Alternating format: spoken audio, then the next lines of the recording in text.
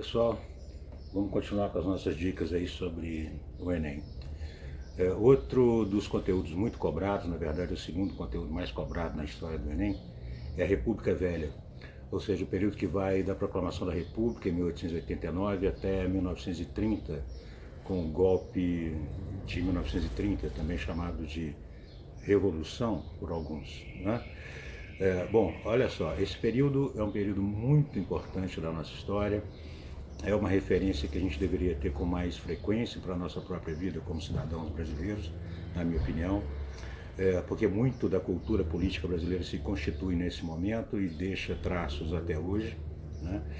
E eu acho importante para os alunos perceberem algumas coisas. Primeiro, de 1891, com a nova Constituição, até a Primeira Guerra Mundial.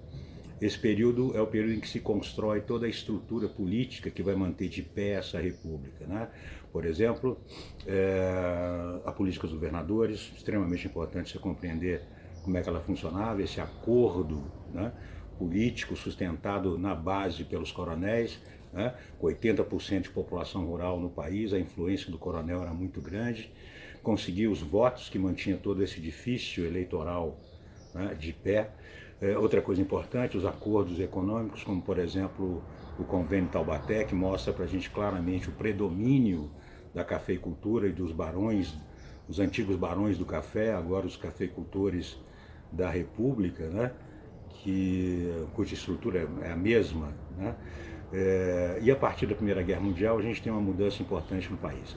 A Primeira Guerra Mundial provoca um período de substituição de importações, não planejado pelo governo, né, nada desse tipo, talvez por isso tenha até funcionado, mas em função da própria guerra, né, que provoca a saída do mercado de uma série de produtos, e o Brasil, um país extremamente dependente de importações, começa a produzir aqui muito do que antes importava, né?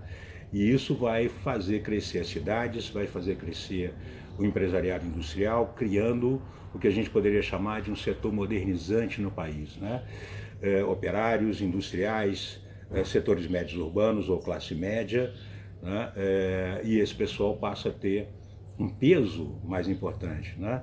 Passa a constituir em torno de 30% da população do país, um eleitorado mais livre, mais independente e em busca de novas representações, de um novo discurso político, né? A gente começa a perceber isso de maneira muito intensa e muito contundente para a República, com o movimento tenentista, por exemplo. A gente pode pensar sinais, né? Como, por exemplo, a substituição dos anarquistas pelos comunistas do movimento sindical a partir dos anos 20.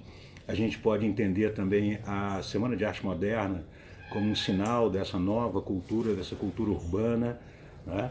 E a instabilidade política criada desde 1922, com os tenentes na rua, com tiroteios pelo país, com a coluna Prestes percorrendo todo o país.